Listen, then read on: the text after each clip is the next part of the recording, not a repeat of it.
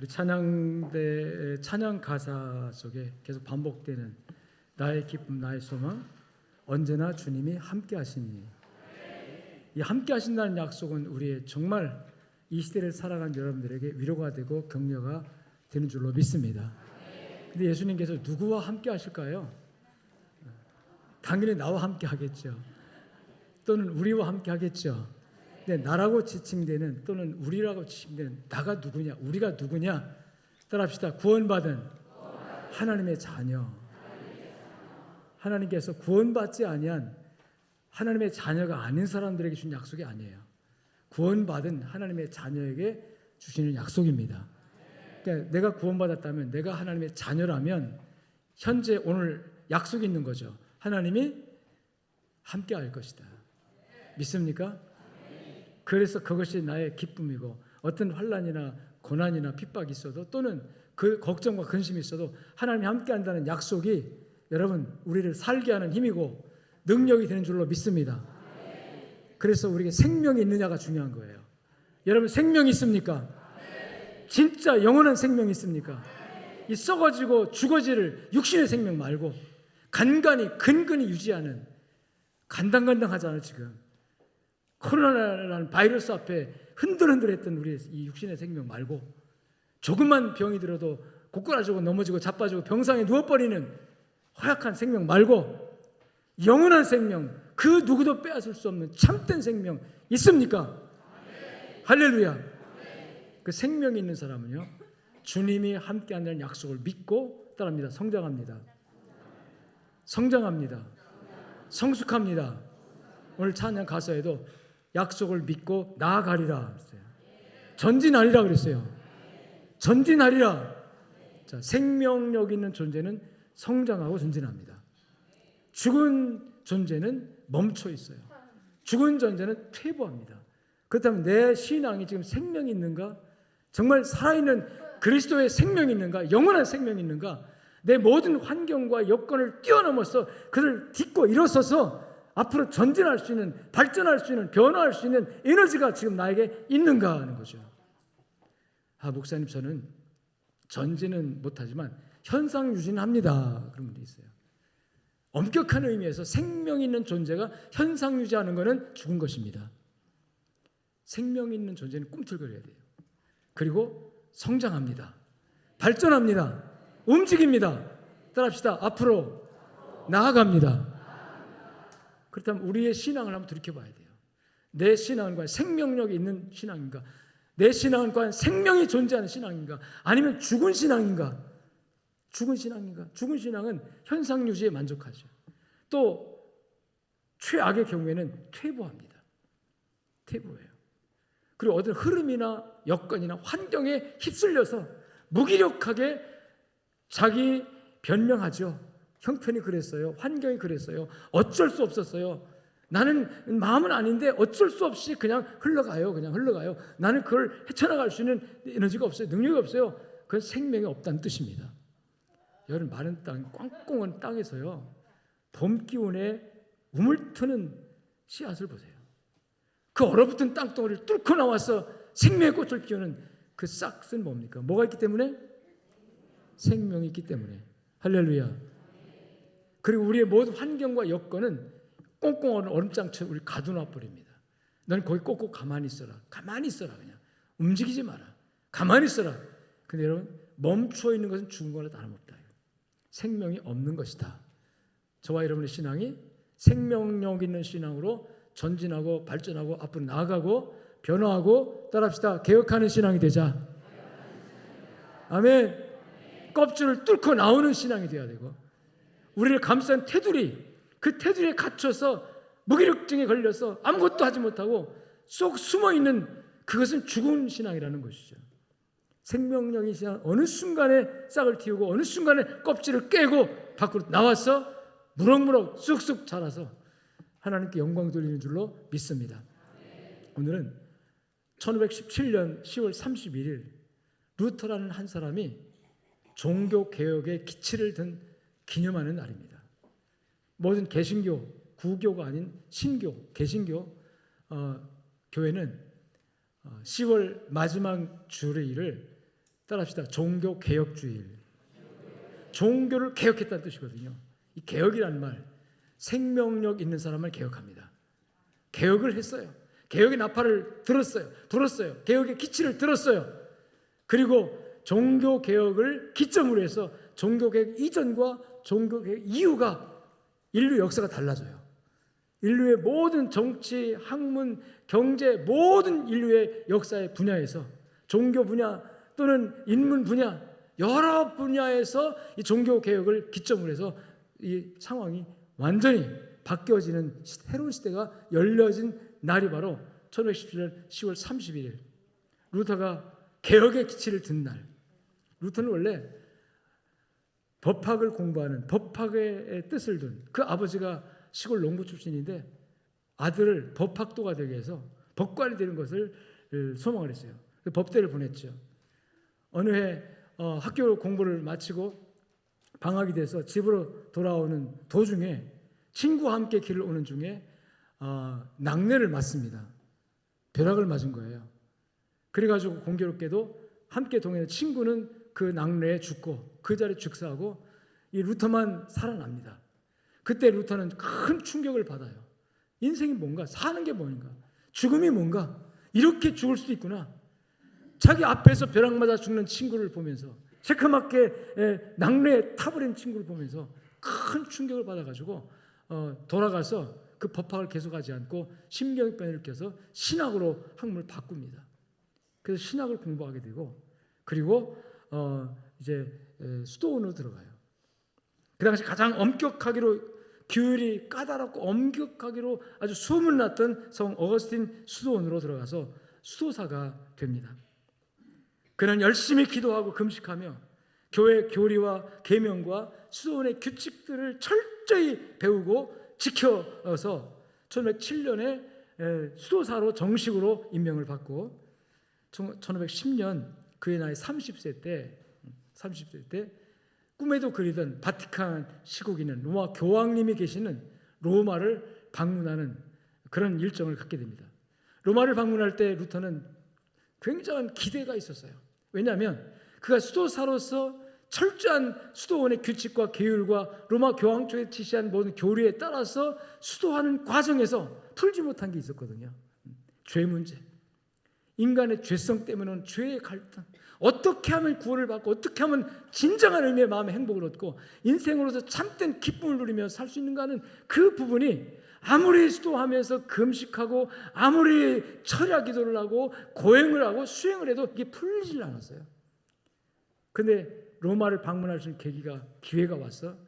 내가 로마에 가서 교황님도 뵙고 거기 거룩한 사제들, 축기경을 비롯한 정말 성인들도 보고 또 예수님의 발자취를 또 보고 이런 것들을 순례를 하면 무슨 답이 있겠지. 무슨 내가 영적인 목마름, 영적인 갈등을 해결할 수 있는, 해소할 수 있는 답이 있겠지라는 기대를 가지고 로마를 방문해서 로마에서 4주간을 머물러요. 여러 사람들 만나고 여러 선배들을 만나고 여러 정말 고명하신 수도사님들을 만나고 고명하신 그런 추기경들을 만나서 여러 대화를 합니다. 자기의 그 숙제를 풀기 위한 그런 대화를 하지만 여전히 답이 없었어요. 답이 없었어요.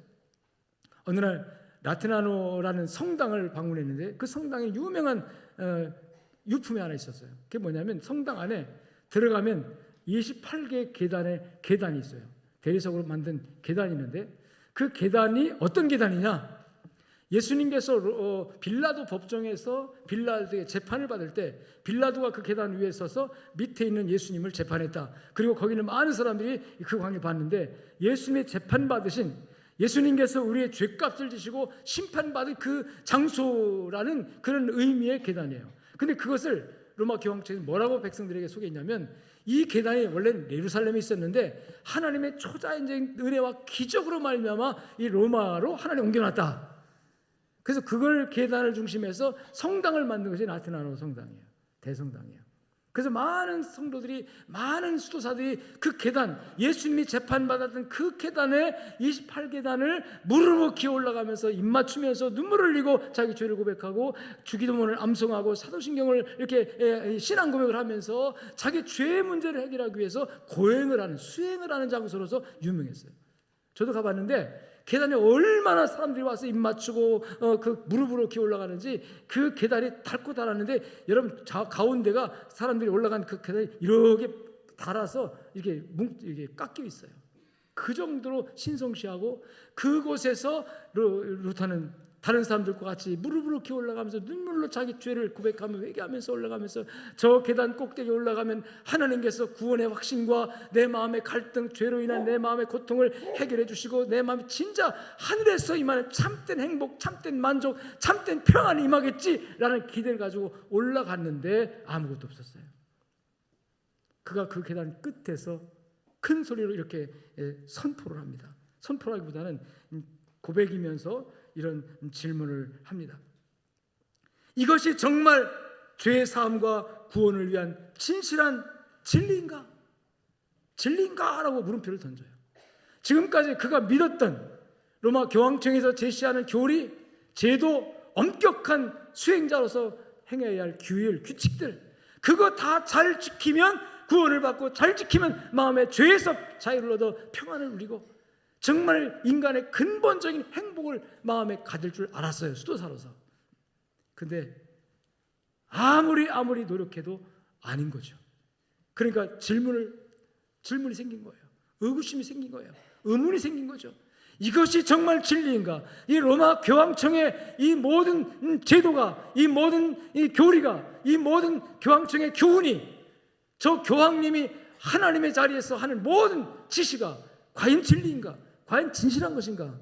진실한 것인가? 라고 의문을 던졌어요. 그리고 그가 비텐베르크 대학의 신학과 교수로 재직하면서 또 섬기고 비텐베르크 대성당에서 설교하는 신부로 섬기고 있었는데 학생들에게 가르치기 위해서 성경을 어느 날 읽다가 오늘 로마서 1장 17절 말씀을 봅니다. 물론 평소에도 많이 읽었죠. 많이 봤죠. 많이 알고 있는 구절이지만 그날따라 이 로마서 1장 17절 말씀이 이 루터의 마음에 확 박히는 거예요. 복음에는 하나님의 의가 나타났어. 누구의 의가 나타난다? 하나님의 의가 나타난다고. 어디에? 복음에. 할렐루야. 복음에 하나님의 의가 있다는 거예요. 복음에. 교황청에 하나님의 의가 있는 것이 아니라 우리가 하는 행함과 수도에 하나님의 의가 나타나는 것이 아니라 내가 쌓는 선행에 하나님의 의가 있는 것이 아니라 어디에 하나님의 의가 있다? 복음에 하나님의 의가 있다. 그리고 믿음으로 믿음에 이르게 하나니. 할렐루야. 믿음으로 믿음에 이르게 하나니. 오직 의인은 따라합니다. 믿음으로 말미암아 살리라.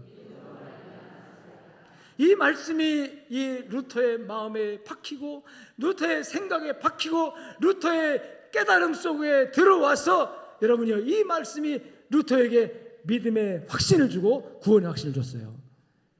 내가 라테나노 성당의 거룩한 계단 28계단을 눈물로 회개하며 올라가도 얻지 못했던 탑, 교황청에 지시하는 모든 계율과 율법과 모든 철저한 수도 규칙을 철저하게 지키면서 얻지 못했던 그 답을 말씀 속에서 얻은 겁니다. 내가 이루어야 할 의가 내 수행이나 고행이나 행함에서가 아니다. 오직 하나님이 주시는 복음에 있구나. 이 복음으로 말미암아 내가 의를 얻는구나. 여러분, 그래서 인간에게는 의가 있습니까? 없습니까? 없습니다. 성경은 뭐라고 말하냐면 하나도 없다고 말해요. 의인은 없나니 하나도 없도다. 할렐루야. 여러분, 하나도 없다는 이 의인은 없나니 하나도 없다는 이 말은요, 요새 젊은이들은 뭐라 하면 1도 없다 그러더라고요. 1도 없다. 따라합시다. 1도 없습니다. 난 처음에 1도 없다고 그래가지고 뭔 일이 없다는 거야 이렇게 얘기했어요. 뭔 일이 없는 거야. 저 조선족 동포들이 일 없어요 한 것처럼. 나 그렇게 처음에 이해했어요. 아이들이 쓰는 말을. 근데 이거구나. 하나도 없다는 얘기구나. 근데 저는 강조하고 싶어요. 하나도 없는 정도가 아니라 여러분 0도 없습니다. 0도 없어요. 여러분, 그런데 우리는 의를 자랑하잖아요. 내 의를 내가 만든다고 생각을 해요. 그래서 루터도 고행을 한 거예요. 그래서 루터도 수행을 한 거예요. 덕을 쌓은 거예요. 수도사가 지켜야 할 법도와 계명과 그 규칙을 잘 지키면 내 의가 되겠지. 그리고 또 이 로마 교황청에서 말하는 그 교리를 철저하게 지키면, 제도에 철저하게 순종하면, 교황의 말씀에 철저히 순종하면 내 의가 되겠지, 그것으로 구원받겠지 라는 착각 속에 빠져서 열심히 했지만 답이 없었어요. 여전히 공허하고 영적 못마름이 계속 있었고, 근데 어느 날 하나님께서 말씀을 통해서 의인은 없나니 하나도 없다, 오직 복음에만 의가 있다, 이렇게 말하는 어떤 사람, 아유 무슨 말씀이에요, 내가 그래도 이렇게 저는 착하게 삽니다, 저는요 괜찮은 사람이에요, 저는요 법 없이도요 죄 안 짓고 살아요, 저는 괜찮은 사람이에요, 내가 누구보다 의로워요. 물론 그렇습니다. 여기서 말하는 의는요, 하나님이 볼 때 말하는 절대적 의를 말하는 거예요. 우리 인간사에 절대적인 의는 없지만 상대적인 의는 있을까요, 없을까요? 있죠.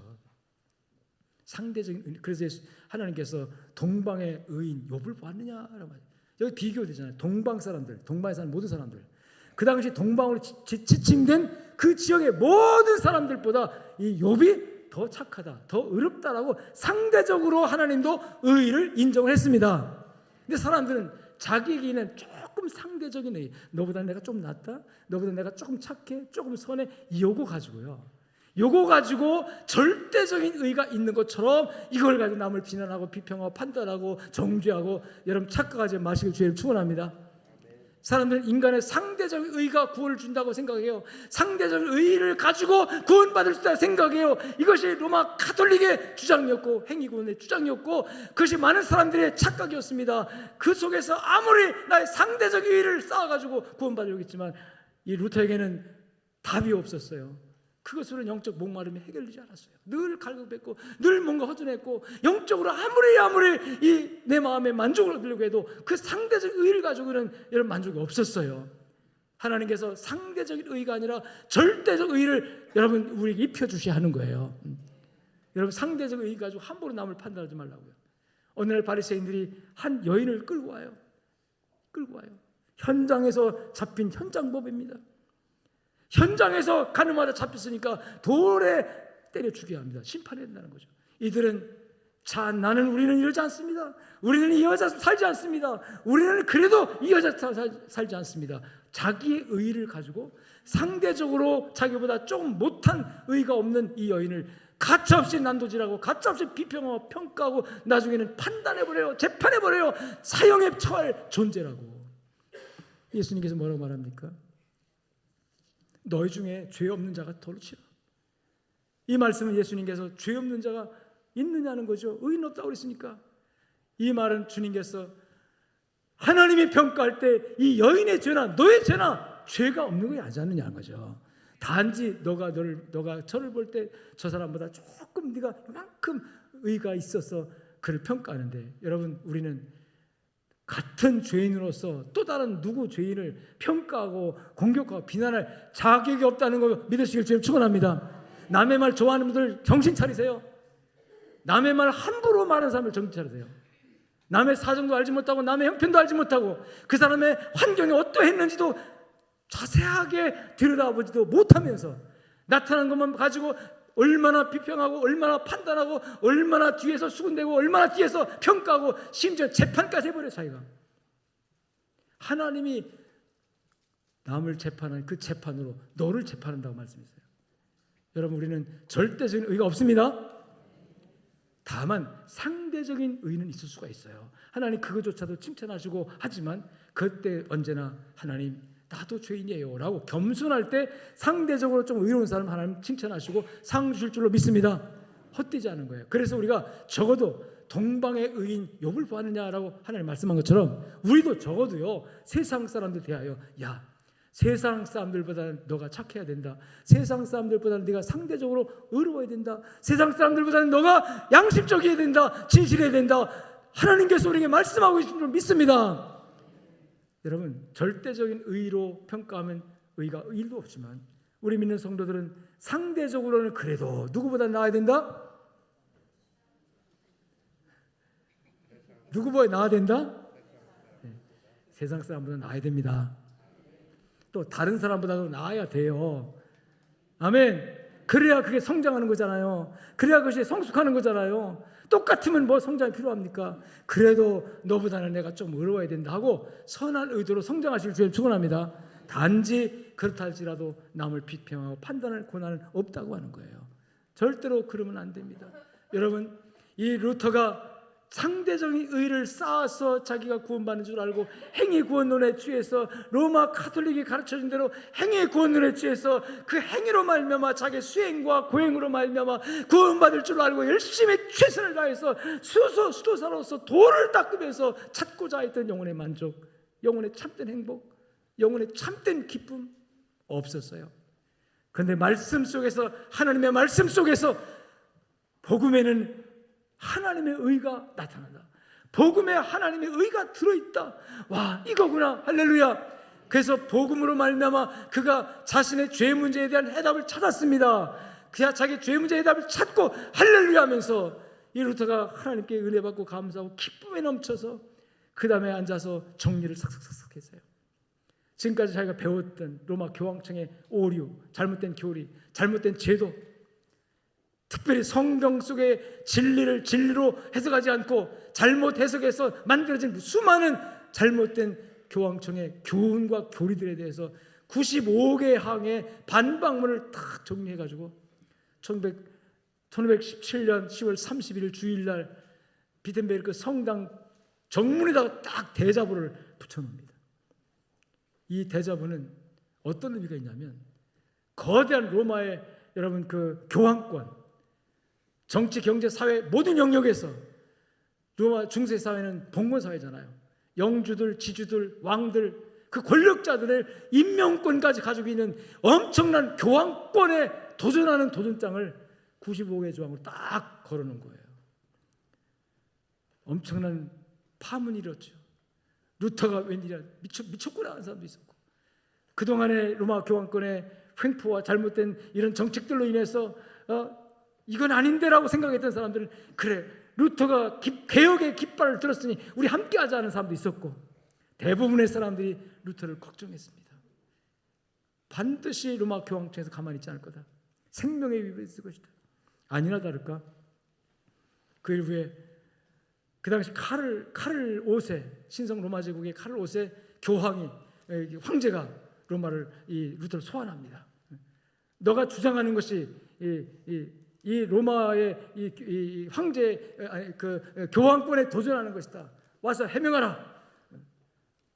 그래서 보름스에서 의회가 열립니다. 그 의회는 루터를 정죄하기 위한, 또는 루터의 그 사상을, 신학 사상을 검증하고 이게 교황청의 어떤 그 교리와 맞지 않으면 단죄하기 위해서 의회를 소집해 가지고 소집령이 떨어졌어요. 많은 분들이 말렸지만 여러분, 루터는 담대하게 생명의 위협을 느꼈지만 여러분 그 국회에 참석을 합니다. 참석할 때 우리 유명한 일화 있잖아요. 저 로마에 있는 모든 집들의 기와장이 다 나의 적이 돼서 나를 공격할지라도 나는 진리를 위하여 가겠다라고 그렇게 하면서 갔죠. 그때 지었던 우리 찬송 잘 알잖아요. 내 주는 강한 성이요 방패와 병기 되시니. 아멘. 하나님이 주시는 위로, 하나님 주시는 능력이 아니면 그 자리에 갈 수가 없어요. 언제 어떻게 죽을지 모르니까. 여러분, 그 당시 종교 재판이라는 것은요, 그 재판에서 생명의 여탈권이 있기 때문에, 여러분 갈릴레오가 천문학을 공부하는 학자 아닙니까?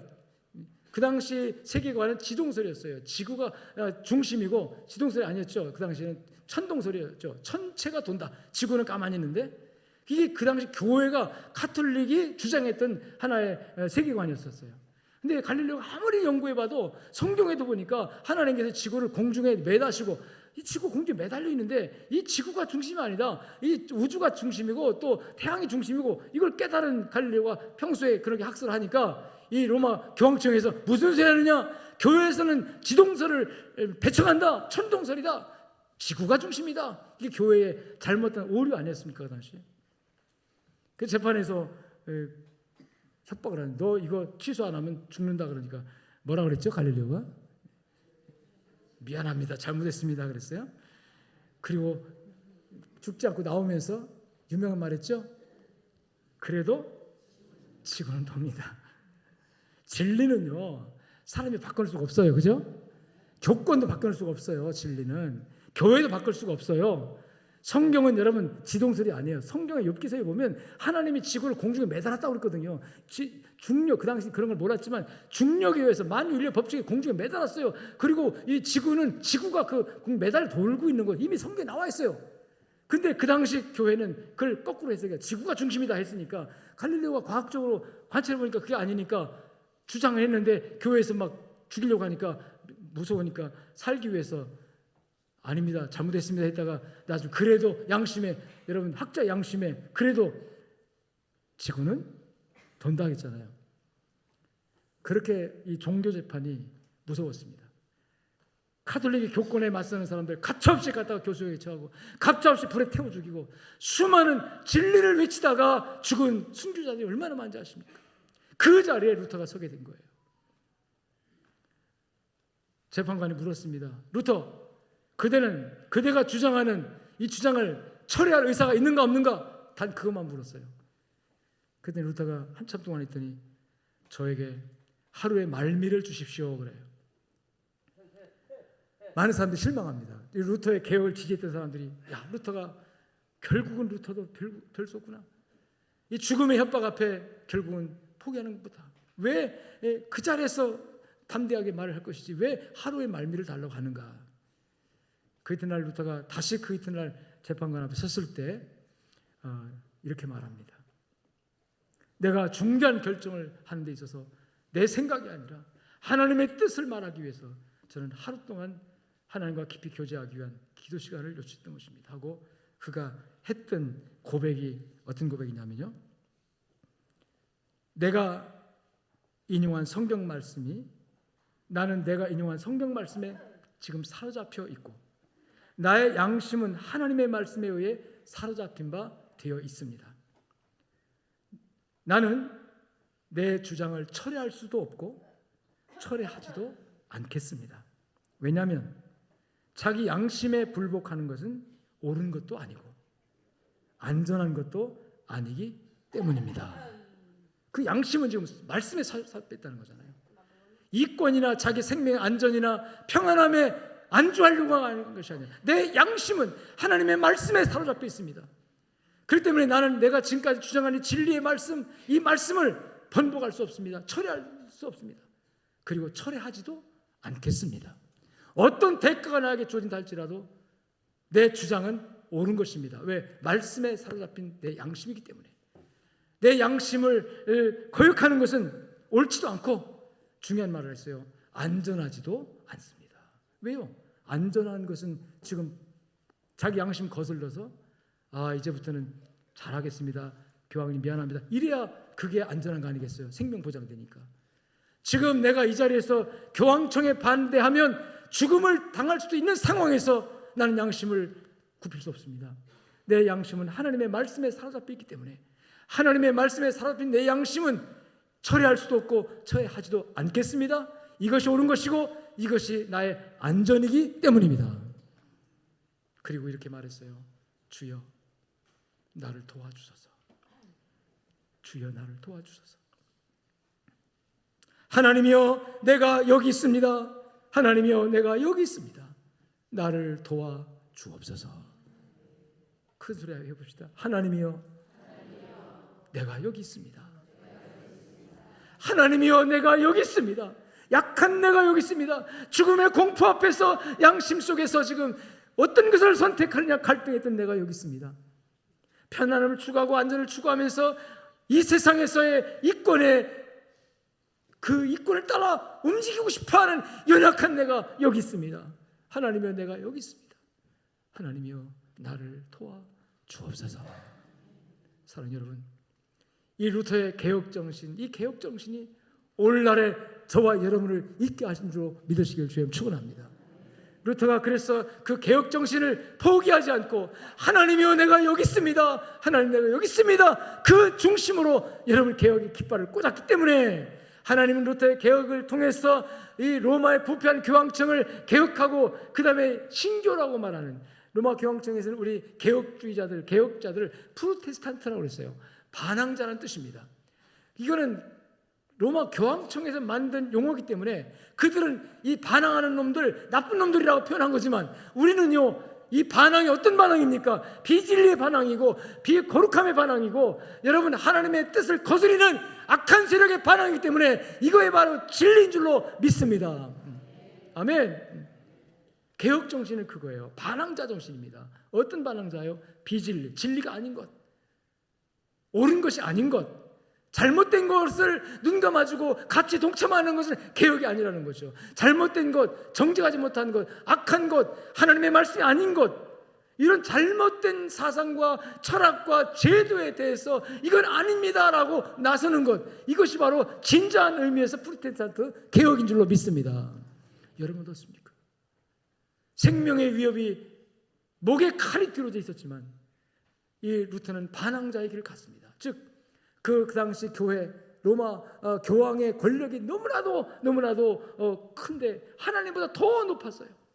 그런 로마 권력에 대항해서 반항한다는 건 요새 말로 결란으로 바이팅과 똑같은 것입니다.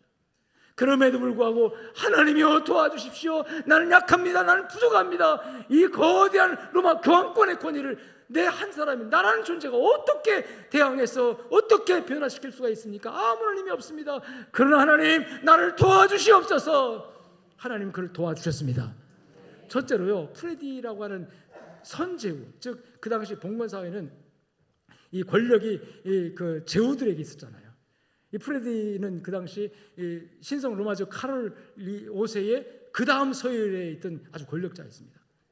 그 황제도 감히 이 사람 어떻게 못하는 정도로 권력이 있었는데 이 프레디라는 선제후를 하나님께서 감동하셔서 이 루터의 쪽에 서게 하셨어요. 그래서 군사 병력을 이용해서 이 루터의 안전을 보호해주고 또 그 보르스 국회를 출두할 때도 이 선제후가 마쿠에서 뒤에서 황제와 딜을 했습니다. 죽이지 마라. 죽이면 내가 가만히 할게. 이런 식으로 하면서 생명의 안전 보호를 약속을 받았지만 여러분 그 당시 이 루터를 시기하고 질투하고 루터를 죽이려는 세력이 너무나 많기 때문에 황제가 죽이지 마라 그랬어도 누가 가서 막 테러하고 누가 가서 여러분 칼로 푹 찌르면 어떻게 그 보장합니까? 그런 위험한 상황이 있었죠. 그런데 하나님께서 여러분 권력자 중에 2인자인 이 프레디라고 하는 선제후를 감동시켜서 루터를 이 생명을 보호하게 하시고 또 많은 이 개혁에 동참하는 하나님의 일꾼들을 붙여서 이 개혁, 종교 개혁을 성공할 수 있도록 하나님이 도와준 줄로 믿습니다. 루터가 깃발을 꽂자 많은 사람들이 이 개혁에 동참하게 돼요.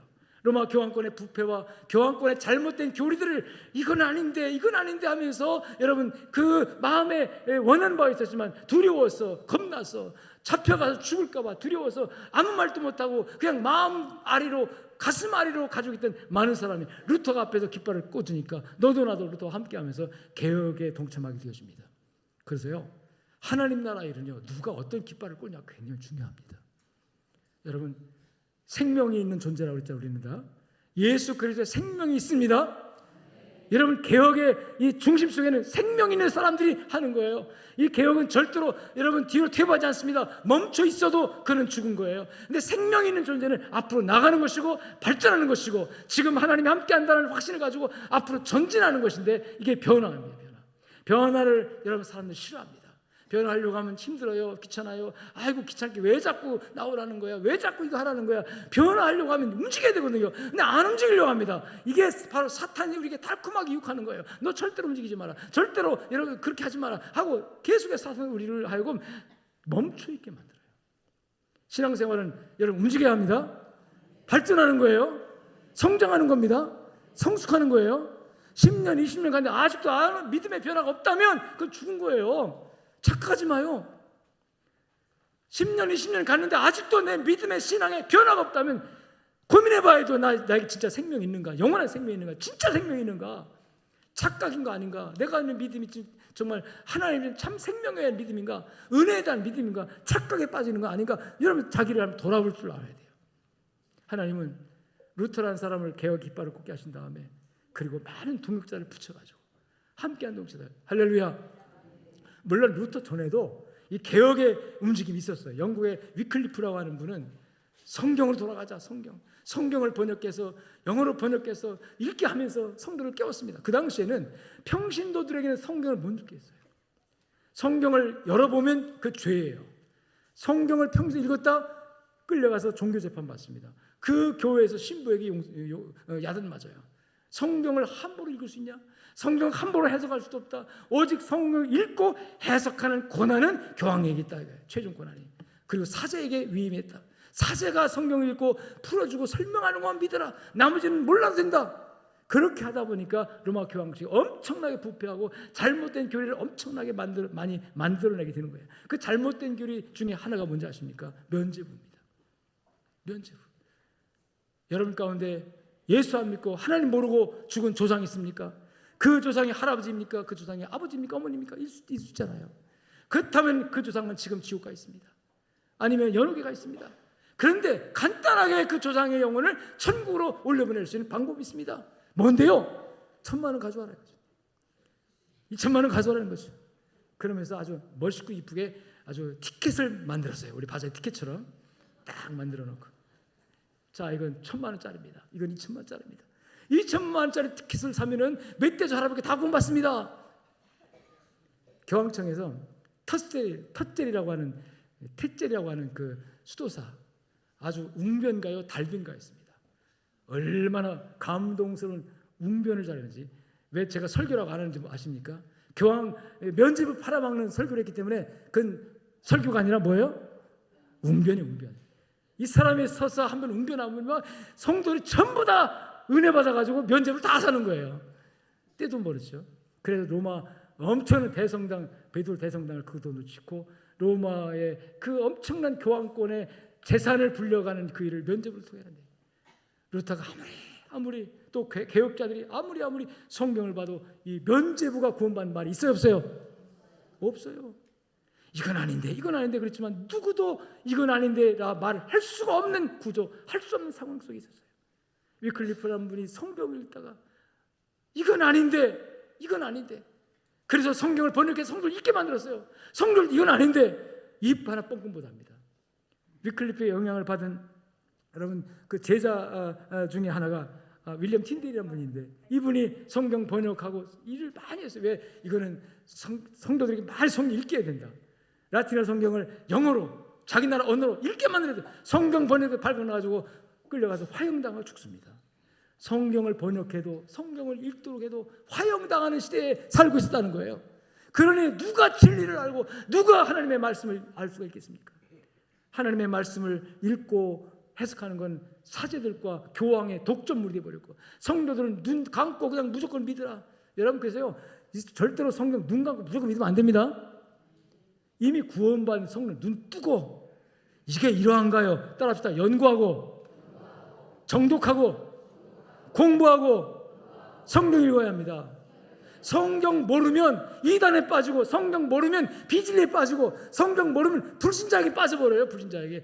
야, 무슨 소리 하느냐, 인권이 얼마나 중요한데, 하나님이 사람을 얼마나 소중하게 찬송했는데 그 인권 얼마나 중요한지 알아? 그게 범죄자 인권도 보장해야 되고, 그러니까 동성애도 인권이고 다 인권이야. 거기 다 혹 넘어가는 거예요. 믿는 사람들이. 무슨 소리 합니까? 성경 모르니까 그런 거예요. 여러분, 인권이 아니라 따라합시다. 신권이다. 성경 속에는 신권이 강조돼요. 인권은 우리 사이에 하는 얘기고, 하나님 앞에서는 신권입니다. 하나님의 권한, 하나님의 권위, 하나님의 주권이 우리에게서는 최고로 가치 있는 것이고, 최고로 우리가 여러분 섬겨야 될 것이고, 존중해야 될 것이고, 지켜야 될 것인 줄로 믿으시기 바랍니다. 인권을 가지고 신권을 도전하는 세대가 지금 이 시대예요. 차별금지법, 동성애 문제, 전부가 다, 그리고 이 인간이 하나님을 대신하려고 하는 바벨탑을 쌓아서 천국 꼭대기까지 우리 힘으로 올라가 보자 라는 중심적인 사상들, 이 황금 맞는 주가 뭔지 아십니까? 돈이면 다다, 돈이 최고다, 돈이 신이다 주장하는 거예요. 거기 다 지금 물들고 빠져 있잖아요. 그래서 주일날도 돈이면 그냥 다 팔려나가는 것이고, 하나님이고 양심이고 돈 앞에는 꼼짝 못하는 것이 인간, 바로 저의 모습, 우리의 모습 아니겠습니까? 그래서 오늘 우리는 살아있는 믿음을 가지고 이런 잘못된 우리의 환경과 여건과 사상과 풍조에 관하여 썩은 물고기가 떠내려가는 게 아니라 하나님의 말씀 속에 들어가서 하나님 하면서 나는 약합니다, 부족합니다, 도와주십시오 하고 그 썩은 물결을 거슬러서 올라가는 개혁이 필요하고 변화가 필요하고 여러분 발전이 필요한 줄로 믿습니다. 종교 개혁이 없었다면요 인류는 엄청나게 퇴보하고 지금도 멈춰 있을 것이에요. 종교 개혁의 여파에 정치, 경제, 사회, 인문 분야에도 엄청난 발전이 이루어집니다. 정치 발전은 민주화가 급속하게 이루어집니다. 왜? 성도들이 깨어나니까. 성도들이 깨어나 성경을 알게 되고 성경을 읽게 되고 성경을 읽으면 성경이 보급되니까 인쇄술이 발달해가지고 문화가 발달하고 정보 유통량이 많아지고 그러면서 산업이 발달하고 인류 사회의 이 발전적 동력이 종교 개혁부터 시작했다는 것을 여러분 믿으십시오. 아멘. 별로 아멘이 없네요. 믿어도 틀림없습니다. 하나님은 지금도 이 개혁의 물결을, 개혁의 여러분 필요성을, 이 개혁의 당위성을 지금도 성령을 통해서 우리에게 말씀하고 있다는 사실을 믿으시길 주의 축원합니다. 루터가 보름숲 의회 앞에서 하나님께 했던 말, 주여 내가 여기 있나이다. 그 여기 있다고 하는 것은 거대한 로마 교황권의 그 권력 앞에, 그리고 많은 사람이 교황권의 권력에 취해서 그저 변화를 싫어하고 그냥 현상 유지 속에서 아니라 이렇게 평안함에 빠져있는 그 사람들의 그 속에서 개혁을 하면 피해가고 개혁을 외치면은 손해가고 심지어 끌려가서 불에 타 죽기도 하고 끌려가서 십자가에 매달려 처형되고 하는 그런 상황 속에서 누구도 아무것도 하지 않으려고 하는 그 상황 속에 하나님, 저 혼자 여기 서 있습니다. 하나님 도와주십시오. 난 우리 양족교 성도들이 썩은 물고기처럼 세상의 여파에 세상 흐름에 흘러가 같이 똑같이 지옥불에 망하는 자가 아니라 이 세상의 흐름과 여론과 그 문화에 대항해서 진리의 말씀 붙들고 여러분 거꾸로 헤엄쳐서 진리를 향해서 주님을 향해서 우리 신앙의 성숙을 나아가는 지금의 오늘날의 개혁이 우리 마음 안에 일어나게 되기를 주의 이름으로 축복합니다. 그래서 개혁자들이 여러분 주목했던 것이 뭐냐면 따라합시다. 성경으로 돌아가자. 성경으로 돌아가자. 솔라 스크립처. 오직 성경. 따라합시다. 오직 성경. 우리의 구원뿐만 아니라 우리가 하나님을 섬기는 과정에 있어서도 모든 해답이 성경에 있고 성경으로 돌아가야 된다. 근데 그 당시에 중세사회의 로마 캐톨릭은 성경으로 돌아가지 못했어요. 성경은 덮어놔 버렸어요. 그리고 오직 교황의 교시, 그리고 교황청이 만들어내는 교리들, 그리고 사제의 설교, 사제 강론이라고 하죠. 그 강론이 진실한 것인지 아무도 알 수가 없는 거예요. 그런데 성경은 덮어놓고 성경은 외면하고 성경을 읽으면 죄가 되는 시대 속에 살면서 어떻게 하나님을 잘 섬길 수 있겠어요? 그래서 개혁자들이 외쳤던 것이 오직 성경이다. 성경으로 돌아가자. 여러분, 하나님의 말씀 속에 진리가 있습니다. 하나님 말씀 속에 우리의 삶의 방향이 있습니다. 기독교인들은 성경을 좀 읽어야 돼요. 제발 부탁이니까.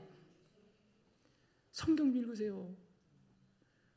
기독교인이라고 하면서 성경을 1년에 몇 번이나 펴서 보는지 모르겠지만 교회도 성경을 좀 가지고 오세요. 제발 부탁이니까.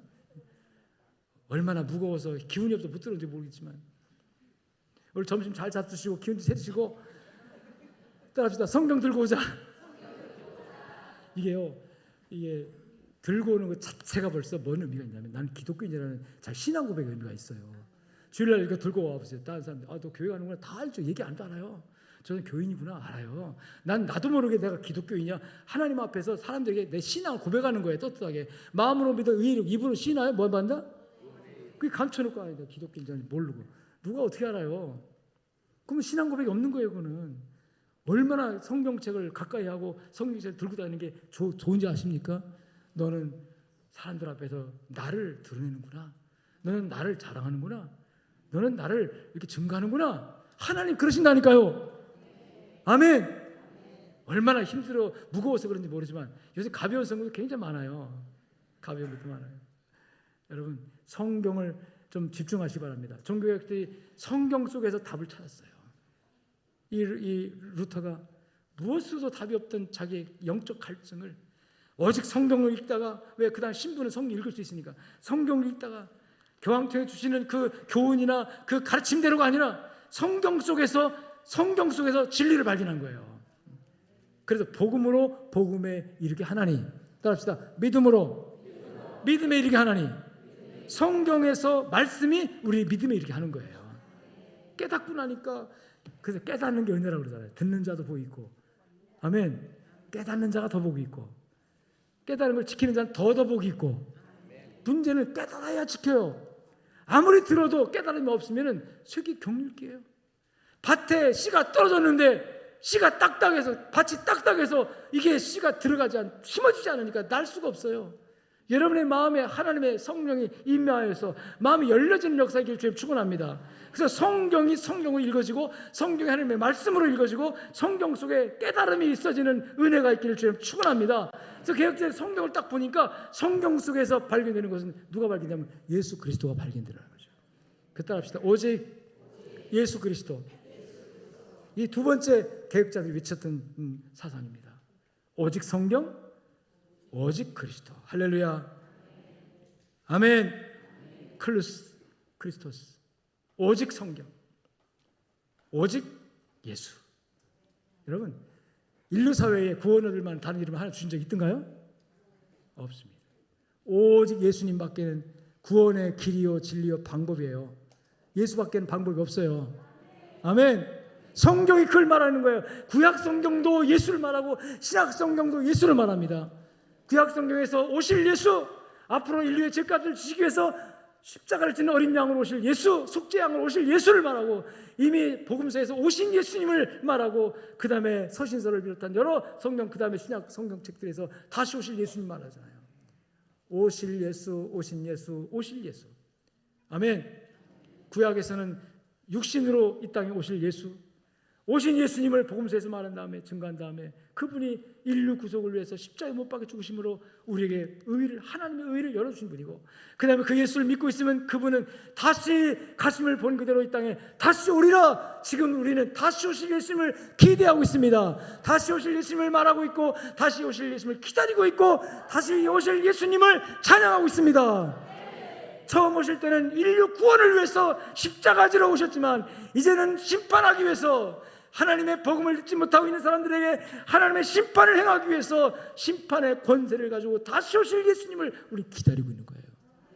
아멘. 기다리고 있는 거예요. 믿는 자는 기다리고 있는 줄로 믿으시기를 축원합니다.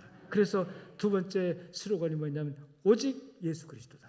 세 번째가요, 이 예수 그리스도를 믿는 믿음이 어디서 오느냐는 거죠. 이 믿음은 오직 은혜다. 따라합시다. 오직 은혜. 오직 은혜. 솔라그라티아. 오직 은혜. 따라합시다. 오직 은혜. 아주 크게 좀 해봅시다. 오직 은혜. 오직 은혜. 힘을 준 만큼 하나님께서 영력 주시기 바랍니다. 에너지를 주시기 바랍니다. 오직 은혜. 은혜 아니면 아무것도 안 돼요. 믿음도 없어요. 깨달음도 없어요. 하나님의 은혜가 임하여요. 루터가 주여 내가 여기 있습니다. 그 나라는 것은 연약한 나, 정말로 부족한 나, 정말로 힘없는 나, 이 죽음의 공포 앞에서 두려워 떠는 나, 연약한 내가 여기 있습니다. 하나님 도와주세요. 뭡니까? 불쌍히 여겨주세요. 은혜를 베풀어 주세요. 여러분 은혜를 구하시기 바랍니다. 하나님 은혜를 베풀어 주세요. 하나님 나를 불쌍히 여겨주세요. 연약합니다. 병든 나 불쌍히 여주시고, 고민하는 나 불쌍히 여주시고, 염려하지 마라, 고민하지 마라, 너희 염려를 다 주께 맡겨라, 내게 맡겨라. 주님 그러시는데, 나는 왜 주님을 믿으면서도 이렇게 날마다 물질 때문에 고민하고, 사람 때문에 고민하고, 모든 염려, 근심 때문에 내 마음 밭이 우거져서 돌짝이 우거진, 가시덤불이 우거진 마음처럼 믿음이 아니라 자꾸 의심만 들어가는 이런 불순물이 가득한 마음이 되었나요? 주여 나를 불쌍히 여주세요. 은혜를 베풀어 주세요. 사랑하는 여러분, 두려워하지 말고 하나님께 구하십시오. 따라합시다. 은혜를 구하자. 은혜 아니면 아무것도 할 수 없어요. 은혜 아니면 아무것도 우리는 존재할 수 없어요. 하나님의 은혜 내려 주셔야 우리는 삽니다. 비 주셔야 살듯이 하나님께서 하늘 문을 여시고 영육간에 저와 여러분에게 은혜를 주셔야 사신다는 거예요. 그래서 우리는 하나님을 기대고 살아야 합니다. 하나님을 의존하고 살아야 합니다. 하나님 필요 없어요. 내 뜻대로 내 마음대로 할 수 있어요. 나 독립할게요. 독립선언하지 마세요. 하나님께 의탁하시기를 주님 축원합니다. 탕자처럼 아버지 필요 없어요. 나 아버지 독립해서 나 혼자 살아볼게요. 할 수 있어요. 용감하게 나갔지만 알거지 돼가지고 다시 아버지 품으로 기어 들어왔을 때 살아난 역사처럼 영혼의 아버지 앞에 오지 않았으면 그는 거지로 평생 끝냈을 거예요. 누가 도와줍니까? 외국 사람 외국에서 알거지 돼가지고 돼지 먹는 쥐업 열매 얻어먹고 사는데 누가 도와줘요? 외국에서 인간관계도 없고 인맥도 없고 아는 사람 친척도 없는데 누가 도와줘요? 평생을 그는 알거지로 외국에서 거렁뱅이로 살다 죽었을 것입니다. 그런데 그럼에도 불구하고 우리 아버지 그 아버지 품에 왔을 때 살았어요. 왔을 때 다시 회복됐어요. 이게 바로 은혜입니다. 아버지는 품에 안고 안아줍니다. 이놈아 너 왜 그랬어? 왜 불순종했어? 왜 엄청난 재단 갖다 말아먹어서 한마디도 하지 않으시고 돌아왔다는 것 자체로 기뻐서 송아지 잡고 먹이시고 좋은 옷 입히고 좋은 신발 내 가락지 껴주면서 아들아 이제 왔느냐 고맙다 하시면서 받아주셨어요. 그분이 바로 하나님이십니다. 은혜 아니면 살 수 없어요. 여러분 은혜가 있기를 주님 축원합니다. 고단하십니까? 힘듭니까? 피곤합니까? 의지할 데가 없습니까? 배신당했습니까? 아픕니까? 하나님 나를 은혜 베풀어 주세요. 종교개혁자들이 은혜가 있어야 된다고 오직 은혜를 주장합니다. 예수 그리스도를 만났더니 은혜가 우리에게 있어요. 예수 그리스도 안에 은혜가 있어요. 아멘. 그 은혜 중에 가장 큰 은혜가 뭐냐면요, 하나님께서 마음을 열어 복음을 받아들이게 만들고 그 복음이 내 안에 심어져서 나의 믿음이 된 것이 은혜예요.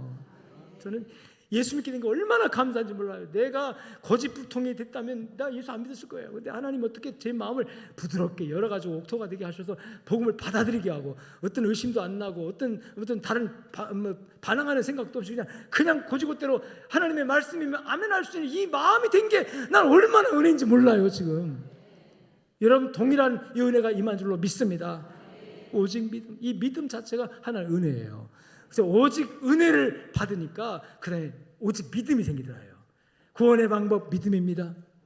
믿음으로 믿음에 이르게 한다니. 여러분 하나님의 은혜가 임하면 나에게 믿음이 오는데요, 이 믿음이 믿음을 더 부흥시키고 믿음이 믿음을 더 키우고 믿음이 믿음을 더욱더 확장시키고 진실하게 만들고 여러분의 믿음이 더욱더 강하게 되는 은혜. 할렐루야. 우리 신앙생활이 그래서 날마다 깨어있고 날마다 성숙하고 날마다 성장하는 개혁의 여러분 주체는 날마다 변화되는 거예요. 내 개인은 무엇이 변화되어야 할까? 내가 변화하지 못하는 이유는 무엇일까? 은혜가 없었다. 그 은혜가 없으니까 믿음도 없다. 믿음이 없으니까 안 움직이잖아요. 믿음이 없으면 절대로 여러분 움직이지 않아요.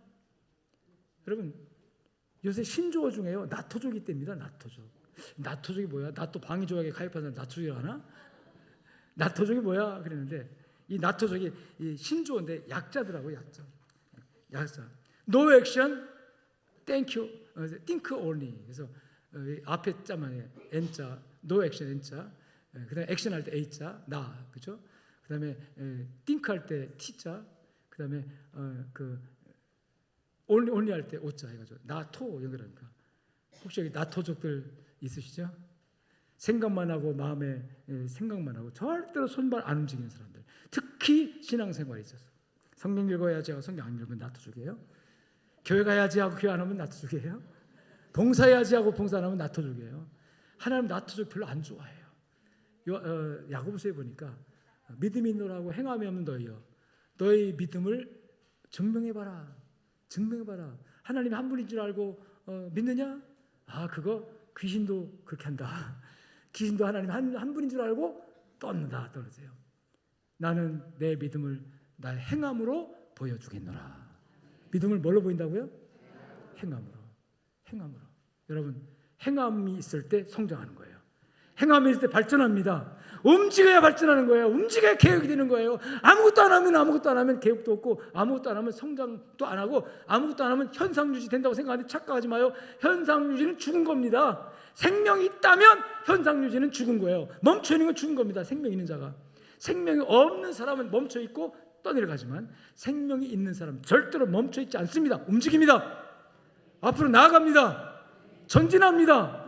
하나님 함께 하심을 믿고 앞으로 나아가고 전진하는 줄로 믿습니다. 그래서 우리 기독교회 안에는 개신교 개혁주의라고 하는데요, 개신교 개혁주의 바로 오늘 우리가 믿는 우리 교단의 정신입니다. 날마다 개혁한다는 말은 성수고 성자 변한다는 뜻이에요. 진리의 말씀에 근거해서 진리의 말씀을 믿고 의지해서 날마다 내 믿음이 성장하고 성숙해지는 것을 개혁이라고 말하는 거예요. 할렐루야. 여러분, 그래서 날마다 내 믿음이 성장하고 성숙하며 개혁을 이루어서 결국 종교 개혁자들이 최종 마지막으로 선언하는 것이 뭐냐면, 따라합시다. 오직 하나님께 영광. 큰 소리 합시다. 오직 하나님께 영광. 솔리데오 그로리아. 오직 하나님께 영광. 여러분, 우리 삶의 모든 목표와 목적이 하나님을 영화롭게 하기 위해서다. 아멘. 루터의 종교 개혁의 뒤를 이어서 존 칼빈 같은 훌륭한 위대한 또 개혁자들이 나와가지고 이 체계를 교리적 체계를 완성합니다. 그 중에 우리 장로교회의 시초가 되었던 칼빈 목사, 우리 지금 칼빈이라고 하는 이 목사님의 여러분 그 사상 속에서 오직 하나님의 주권, 하나님의 영광. 우리는 그 하나님의 영광 때문에 삽니다. 지금 하나님의 영광을 위해서라면 나를 여러분 포기할 수 있고 낮출 수 있고 죽어줄 수 있고, 이것이 하나님의 영광을 위한 거라면 아낌없이 주의 재단에 헌신할 수 있다고 하는 그런 자세, 이것이 바로 개혁의 여러분이요 진실한 것인 줄로 믿으시기를 주여 축원합니다. 절대로 멈춰 있으면 안 됩니다. 성장하고 발전해야 합니다. 우리 하나님께서 우리 양적교회를 지금까지도 이끌어 주신 것처럼 앞으로 계속해서 살아있는 교회로, 믿음이 꿈틀대고 헌신이 꿈틀대고 절대로 멈춰있고 퇴보하는 교회가 아니라 움직이는 교회, 성장하는 교회, 성숙한 교회로 나가는 일에 남녀노소 어린아이부터 청년부까지, 여러분 장년부까지 나는 은퇴했으니까 나 그냥 갈렙으로 빠져버리려고 아무것도 하자는 아니라, 은퇴했지만 은퇴할 일이 있다 하고 역할을 감당하면서 주님이 부실 때까지는 이 땅에서 존재하는 이유가 뭐냐면 하나님의 영광을 위해서 날마다 성장하라고, 날마다 발전하라고 주님이 오늘 살려준다고 믿으시고, 그 믿음 의지에서 하나님 영광 돌리며 하늘의 신령한 복과 축복이 여러분들에게 있기를 주의 이름으로 축복합니다. 아버지 감사합니다. 말씀 들었는데 이 말씀 붙들고 세상에 나가서 하나님의 나라와 하나님의 영광을 선포하는 양정이들 되게 하여 주시옵소서. 오직 성령, 오직 그리스도, 오직 은혜, 오직 믿음, 오직 하나님께 영광이라고 하는 이 슬로건처럼 종교개혁 때 그렇게 외쳤던 개혁의 물결을 우리가 지금 놓치지 않게 하시고, 우리도 함께 개혁에 동참하는 우리 양정이들 되어지도록 축복하여 주시옵소서. 우리 주 예수 그리스도 이름으로 기도 올리옵나이다. 아멘. 이제는 살아계신 우리 주 예수 그리스도의 은혜와 하나님 아버지의 무한하시고 극진하신 사랑과 성령님의 위로, 교통, 충만 역사하심이 오늘 또 말씀을 듣고 그 말씀을 따라 승리하는 삶을 살기 원하는 양정이들 머리 위에, 저들의 가정과 삶 현장 속에 이제로부터 영원토록 함께 있을지어다. 아멘.